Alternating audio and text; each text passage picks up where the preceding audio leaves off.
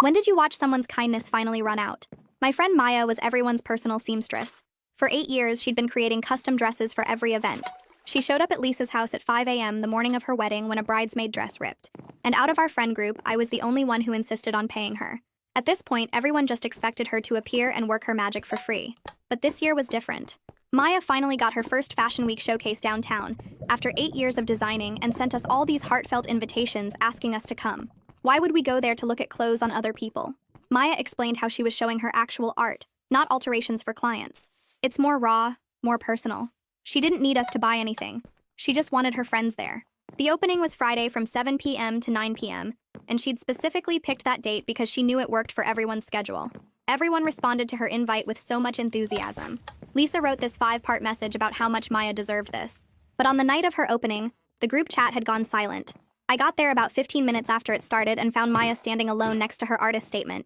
She'd set up this whole welcome table with handwritten name tags for each of us. "Where is everyone?" I asked. She kept saying they were probably just running late. By 7:30, the texts started rolling in. Lisa said her kids got sick. Another person had a work emergency. Someone else had car trouble. At 7:45, Maya got a text from Jennifer asking, "When will your fashion thing be over? I need my sister's wedding dress hemmed by Sunday." I watched her eyes fill with tears. By 8 p.m., strangers were admiring her designs while our friends were nowhere to be found. I put my hand on her shoulders and looked her straight into her teary eyes. "You don't need them. You never did. So please don't cry and enjoy your show. It's too beautiful for you to hide in the corner." Maya hugged me briefly, wiped the tears on her sleeve, and started walking around introducing her pieces to the strangers. 2 days later, during our group's monthly Sunday brunch, everyone showed up like nothing had happened. Maya sat there quietly until our friend Lisa finally looked at her and said, "Oh, by the way, how was your little sewing thing? Sorry I couldn't make it. My sitter canceled at the last minute." Maya took a deep breath. "I really needed you there at my first fashion show." A few people coughed and turned away. I tried to speak up through the silence. "You guys really hurt her. She was there alone." Lisa waved her hand dismissively and said, "Don't be so dramatic. Anyway, I have a job for you. My sister's wedding is next month in Portugal, and I kind of already told her you'd make the bridesmaids' dresses, so make sure you get started soon." "So, nobody's going to say sorry?" Lisa put down her fork and looked annoyed. "For what? Having lives?" In a swift, cold movement, Maya pulled out her phone right there at brunch and opened her Pinterest board. "You know what? You're right. You do have lives. Let me give them back to you." Lisa asked, "What are you doing?" But Maya was already clicking through folders.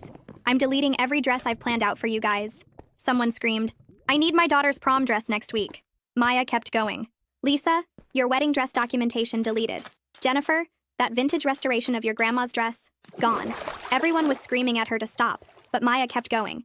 I just sipped my coffee and watched them get exactly what they deserved after using her. "If you want any custom work, my rate is $500 per hour, minimum 20 hours per dress. That's $10,000 for a wedding dress, $5,000 for alterations. I take Venmo." Then she pulled out a seam ripper from her purse. She put a 20 on the table for her coffee and walked out. Later that day, I let her take a depression nap in my bed. When she woke up, she saw she had 43 missed calls and hundreds of unread texts, all from our friend group. I walked back into my living room and saw Maya still passed out on my couch, her phone on the coffee table lighting up with a new notification every few seconds. The screen showed another dozen texts had come in just while I was in the kitchen making myself a sandwich. Maya looked more peaceful than I'd seen her in months. Her face finally relaxed without that constant worried expression she always wore around our friends. So I grabbed her phone to silence it before the constant buzzing woke her up. The preview messages on the lock screen were absolutely wild and I couldn't help, but read them even though I knew I shouldn't. Lisa had sent 12 messages in a row, starting with confusion about why Maya wasn't responding, and escalating to actual threats about suing her for breach of promise, regarding her sister Bet's wedding dress that she'd already told everyone Maya would make. Jennifer had switched tactics from demanding to bargaining, offering to pay half of Maya's new rate if she'd just do this one last favor for old time's sake, and finish the vintage restoration of her grandmother's dress. The unnamed friend with the daughter who needed a prom dress had gotten her mom involved, and now there were voice messages from someone's mother calling Maya selfish and ungrateful, after everything the group had done for her over the years. I scrolled through more messages and saw people trying every manipulation tactic possible, from guilt trips about ruined special occasions to promises of future payment that we both knew would never happen. Someone had even dug up old photos of Maya at various group events and sent them with captions about loyalty and friendship. The group chat that Maya had been removed from was apparently in full panic mode according to the screenshots people were sending her, with everyone arguing about who was going to find a replacement seamstress and how much real alterations actually cost. Around 6 in the evening, Maya finally stirred and opened her eyes, looking confused for a second about where she was before remembering everything that had happened at brunch. I made her some tea while she sat up and rubbed her face, then handed her the mug and her phone at the same time. We sat there together on my couch scrolling through all the messages, and Maya started laughing at the sheer absurdity of Lisa threatening legal action over a dress that was never officially commissioned or paid for. Then the laughter turned to tears as 8 years of suppressed feelings about being used and taken for granted finally came pouring out. Then back to laughter when she read Jennifer's pathetic attempt at negotiation. Then tears again as the emotional whiplash of the whole situation hit her. She kept wiping her eyes and shaking her head, showing me particularly ridiculous messages like someone asking if Maya would at least provide the patterns she'd already created, so they could hire someone else to make the dresses cheaper. After about 20 minutes of reading through everything, Maya took a deep breath and opened the group chat one more time, typing out a calm and professional message that her business rates were firm at $500 per hour with a 20-hour minimum for custom work.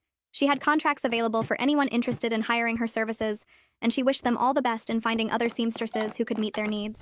She hit send and immediately started blocking numbers one by one, starting with Lisa and working her way through the entire friend group. Within minutes of Maya blocking everyone, my phone started going absolutely crazy with calls and texts, since they couldn't reach her anymore.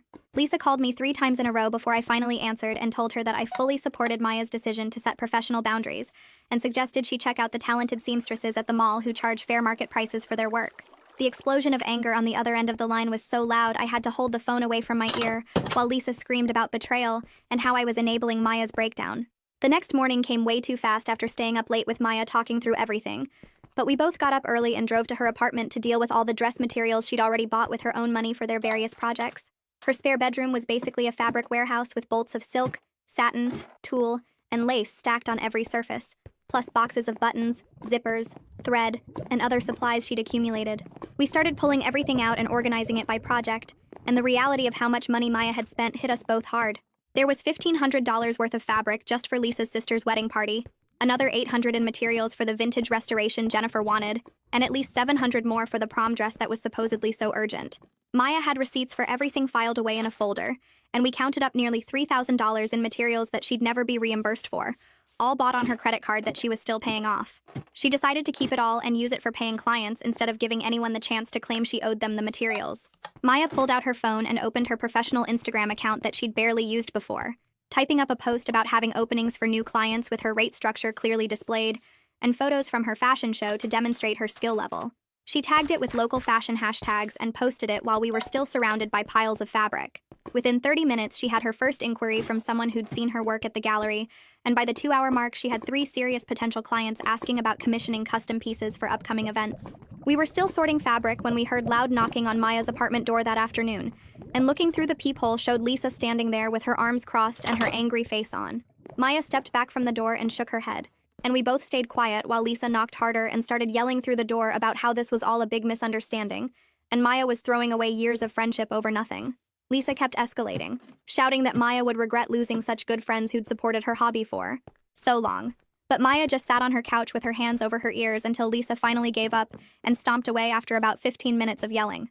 Once we were sure Lisa was gone, I helped Maya get down to actual business setup since she'd never needed formal systems when she was just helping friends for free. We spent the rest of the afternoon creating a proper booking calendar on her laptop, downloading contract templates that she could customize for different types of work, and setting up payment processing through various apps so clients could pay deposits and final balances easily. Maya had never thought about things like rush fees, material markups, or consultation charges because she'd always just absorbed every cost herself, but now she needed real professional structure to run an actual business. While we were working on the contracts, Maya's phone buzzed with a Google alert she'd set up for her name, and we saw that Gavin Hunter, the fashion blogger who'd been at her show taking photos and notes, had published a piece about discovering her work. The article focused entirely on her unique design aesthetic and incredible craftsmanship, with gorgeous photos of her pieces from the show, and not a single mention of the friend drama that had led to this moment. The comments under Gavin's article were already filling up with people asking about Maya's contact info and where they could buy her pieces, which made Maya's hands shake as she scrolled through them. Her phone buzzed with a Venmo notification, and we both stared at the screen showing Jennifer had sent $50 with a note that said, "Deposit for alterations," followed by 3 heart emojis. Maya clicked the refund button so fast she almost dropped her phone, typing back that her minimum deposit was $2,500 and attaching her new contract template. Jennifer started calling immediately, but Maya declined every call while we finished setting up her Square payment system and professional email address. The gallery coordinator texted Maya that afternoon saying she had someone Maya absolutely needed to meet, a business mentor named Lionel Castro who helped artists turn their talent into real businesses. We drove to his office downtown the next morning where this older guy in a perfect suit listened to Maya explain how she'd been working for free for 8 years, buying all the materials herself, never charging for her time or expertise. Lionel's face went through about 6 different expressions before he pulled out a calculator and started showing Maya what her work was actually worth in the market, pointing to similar designers charging $800 just for a consultation. He pulled up websites of other custom designers in our city, and Maya's eyes got wider with each price list he showed her, especially when he explained that her skill level was actually above most of them, based on the photos from her show. While Lionel was printing out business planning worksheets for Maya, her phone started blowing up with Instagram notifications, because the friend with the daughter who needed the prom dress had posted a bunch of old photos of them together. The captions were all about remembering when friendship meant more than money, and missing the days when we helped each other out of love, with Maya tagged in every single one. Maya screenshotted everything without responding, creating a new folder on her phone labeled Evidence, while Lionel watched with his eyebrows raised. He told Maya this was exactly why she needed professional boundaries, and helped her draft a cease and desist template she could use if the harassment got worse. That same afternoon, Maya got an email from someone named Rosamund Emery, who owned a high-end boutique downtown, saying she'd seen Gavin's blog post and wanted to discuss carrying Maya's pieces in her store. The email was professional and specific, mentioning particular designs from the show and asking about wholesale pricing and production timelines, nothing like the demanding texts from our friend group. Maya called me immediately, and we spent an hour researching Rosamund's boutique online, finding out she carried exclusive designers and had been featured in several fashion magazines. We scheduled a meeting for 2 days later, and I went with Maya, both of us dressed professionally and carrying Maya's portfolio that we'd stayed up late organizing. Rosamund's boutique was gorgeous with exposed brick walls and carefully curated displays, each piece positioned like art rather than just clothing.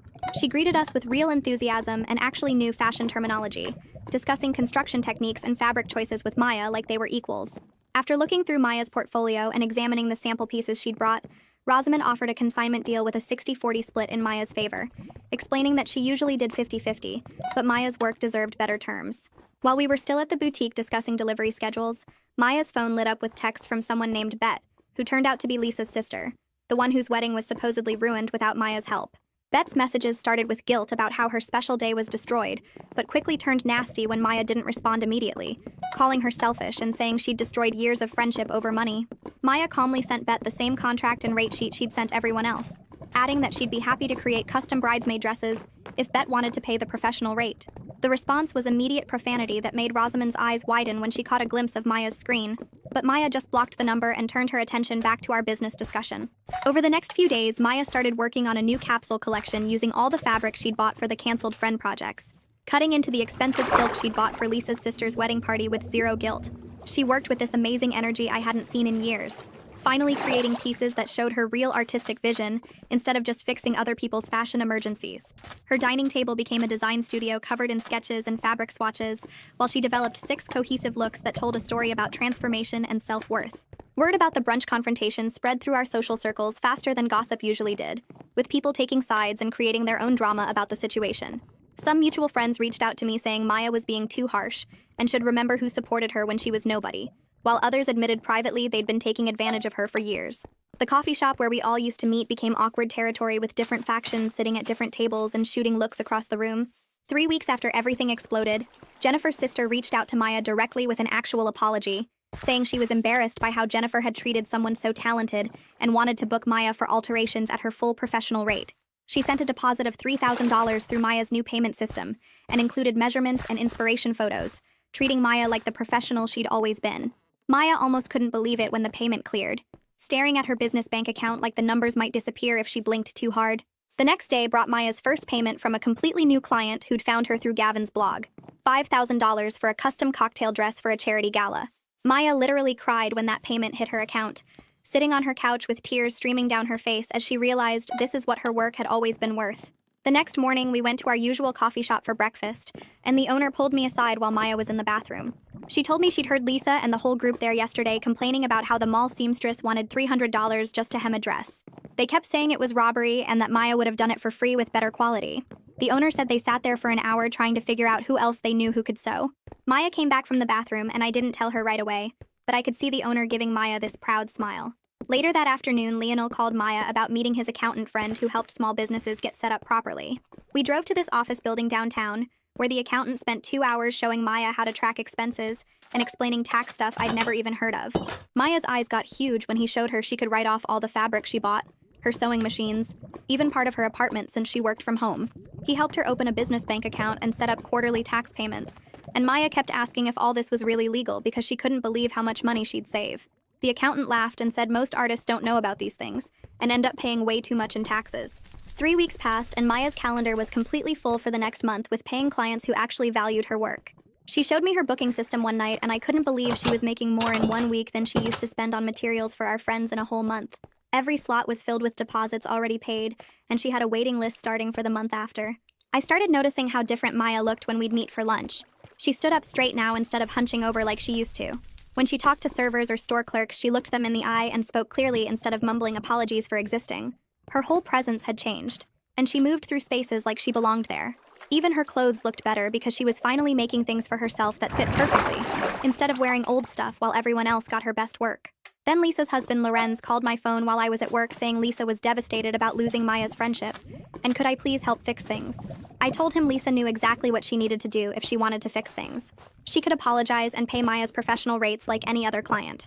He got quiet, and then said those rates were unreasonable for friends. I said that's exactly the problem, and hung up. Maya had been working on her capsule collection for Rosamond's spring showcase, and the pieces were incredible. She used techniques she'd never had time for when she was constantly fixing other people's fashion emergencies. Each piece told part of her story about finding her worth, and the construction was so detailed that even I could see the difference from her usual work. Rosamond came by Maya's apartment to see the progress and kept taking photos and making excited noises about how well these would sell. She said this showcase could establish Maya as a serious designer in the city, and started talking about connections she could make with fashion buyers. The fabric store owner called Maya that week with news that made her laugh out loud. He said now that she had a business license and tax ID number, he could give her the professional discount that all the other designers got, 30% off everything and access to exclusive fabric lines that weren't available to regular customers. He admitted he'd always wondered how she afforded so much material, and assumed she had family money or something because she bought more than most of his professional clients. Maya calculated how much money she would have saved over 8 years with that discount, and it was enough for a car. That weekend, Jennifer showed up at my apartment door looking desperate. She wanted me to convince Maya to come back to the friend group, and kept saying Maya was being stubborn over nothing. I stood in my doorway and told her Maya hadn't gone anywhere. She was exactly where she'd always been, just with appropriate boundaries now.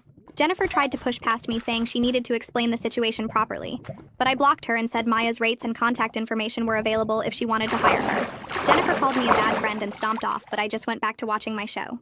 Maya called me the next day so excited because she'd just hired her first assistant.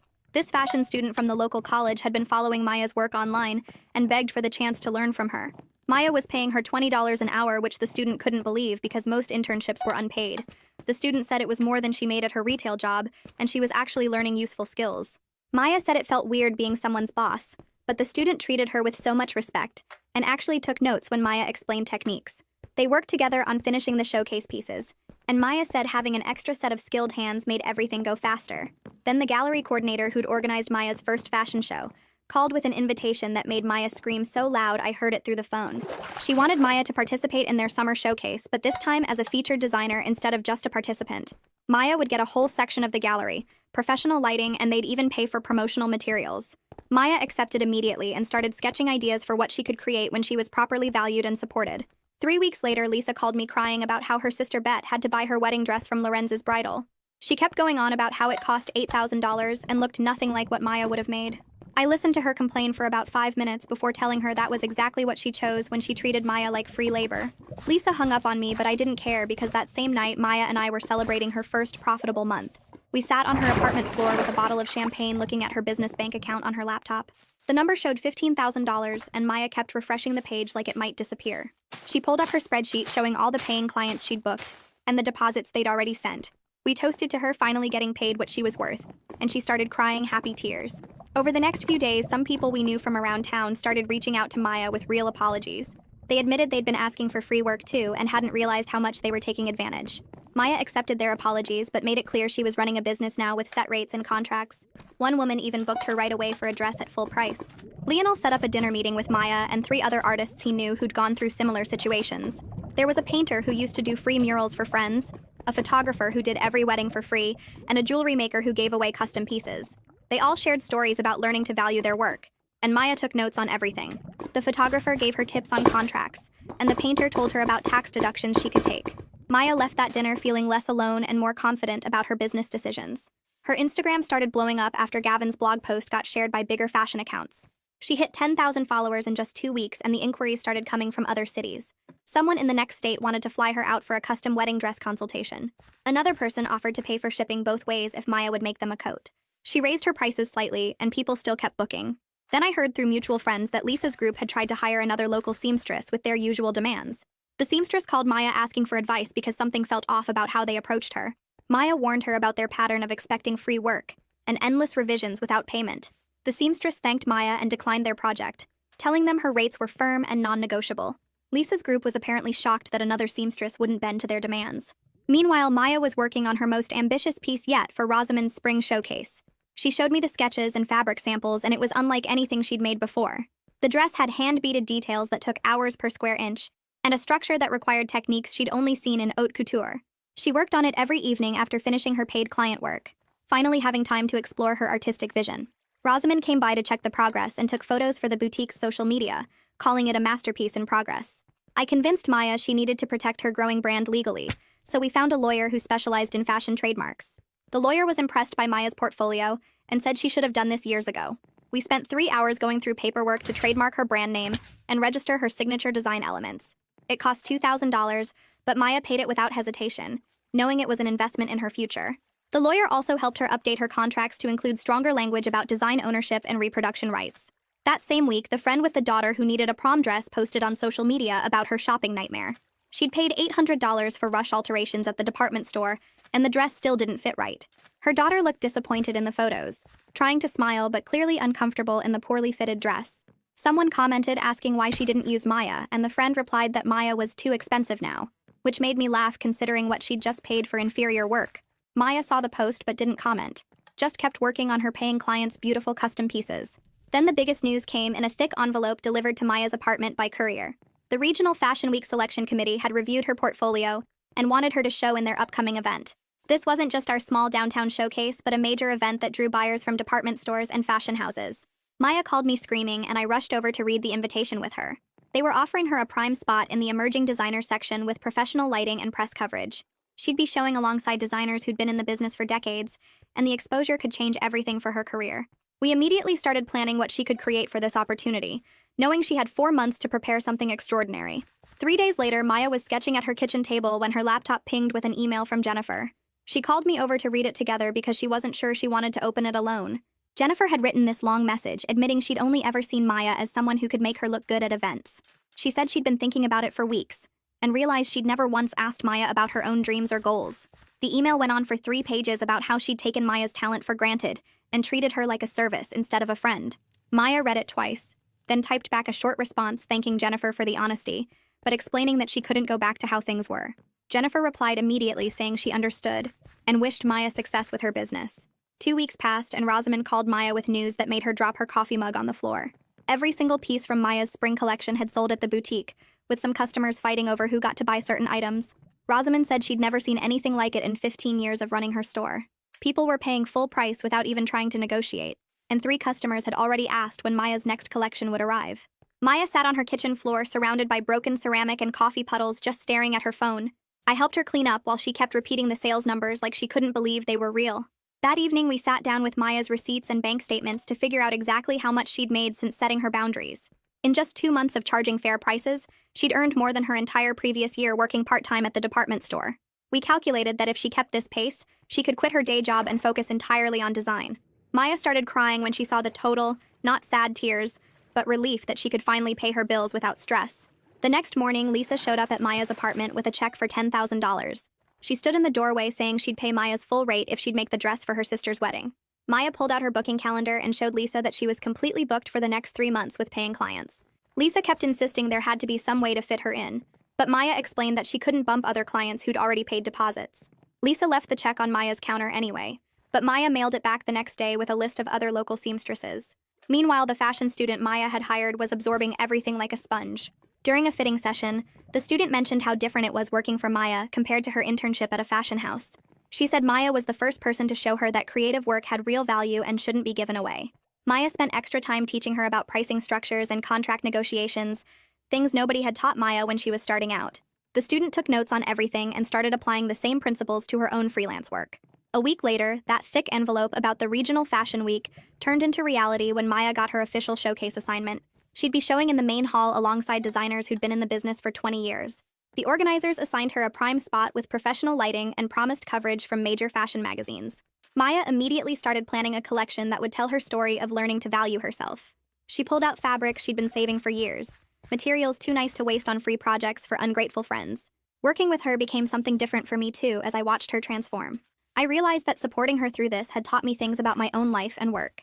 I'd started saying no to extra projects at my job unless they came with extra pay. I'd stopped letting people assume I'd handle things just because I always had before. Maya's courage in setting boundaries had shown me how much of my own time I'd been giving away. One afternoon, Maya showed me her credit card statements with all the balances finally at zero. She'd paid off every cent of debt that had piled up from buying supplies for other people's events. The relief on her face was something I'll never forget as she cut up the cards right there in her living room. She said it felt like breaking chains she hadn't even known were wrapped around her. 6 months had passed since that brunch confrontation, and Maya's business had transformed completely. She had a waiting list of clients booking her 3 months in advance.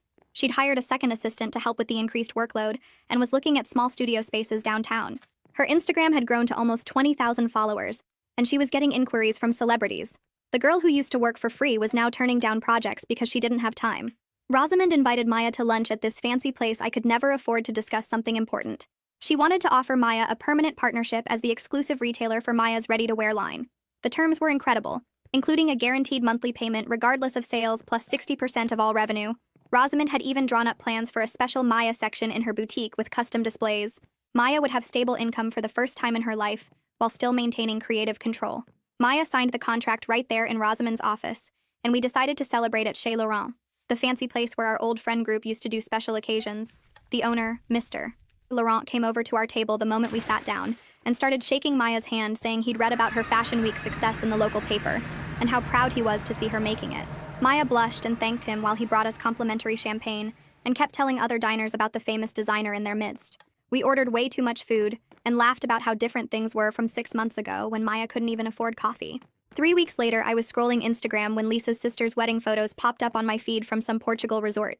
She looked fine in her Lorenz's bridal dress, but the comment section was brutal with people asking why the dress looked so basic, and one person straight up writing that it looked like she grabbed it off the rack at Macy's last minute. Lisa, who usually responded to every single comment on family photos, stayed completely silent on this post. The next morning, a delivery guy showed up at my apartment with a huge box from Maya's studio. Inside was the most gorgeous jacket I'd ever seen with hand-stitched details, and my initials embroidered inside the collar in this beautiful gold thread. The card attached said, "For the only friend who saw my worth before I did." And when I looked up the materials alone, I realized this jacket would sell for at least $3,000 at her current rates. I called her immediately, but she just laughed and said it was nothing compared to what I'd given her by actually being there. A few days later, I went to visit Maya at her new studio space downtown that she'd just signed the lease on. The place was filled with rolls of expensive fabric and dress forms with half-finished pieces and 2 sewing stations for her assistants. We sat on the floor surrounded by swatches of silk and velvet while she organized her latest shipment from Italy. She picked up a piece of emerald green fabric and held it up to the light, then looked at me with tears in her eyes. She told me she was actually grateful for what happened at that brunch 6 months ago, because losing fake friends who only saw her as free labor led her to find her real value. She said she'd never been happier or more successful than she was right now, with real clients who respected her work and a business that let her create actual art instead of emergency alterations. The afternoon sun streamed through the studio windows, making all the fabrics glow, while Maya showed me her sketchbook full of designs for her next collection. Well, that's gonna wrap it up for me today. Kinda makes you stop and think about things, huh? Appreciate you hanging out and wondering through it all with me. Subscribe for more content like this.